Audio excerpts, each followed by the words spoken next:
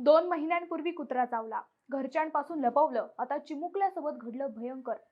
चिमुकल्याला कुत्रा चावला, पण त्याने ही गोष्ट घरच्यांपासून लपवून ठेवली. पण त्यानंतर आता जे घडलं त्याने सर्वांचेच हृदय पिळवटून निघाले. घरातीलच श्वानाने चिमुकल्याला चावल्याने मुलाला जीव गेल्याची घटना दौंडमधील नांदगाव येथे घडली आहे.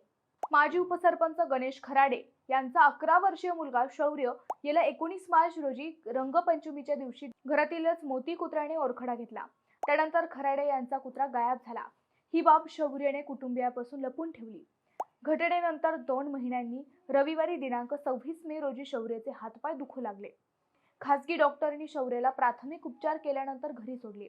त्यानंतर शौर्याला पाण्याला घाबरणे, मान हलवणे, लाळ गळणे हे लक्षणे दिसू लागले. शंका आल्याने शौर्याच्या पालकांनी नायडू हॉस्पिटलमध्ये त्याला दाखल केले. ससून येथे प्रशासनाने शौर्याची रेबीज तपासणी केली. त्यात तो पॉझिटिव्ह आल्याचे समजले. त्यानंतर उपचारादरम्यान गुरुवारी 29 मे रोजी सायंकाळी शौर्याचा नायडू हॉस्पिटलमध्येच मृत्यू झाला.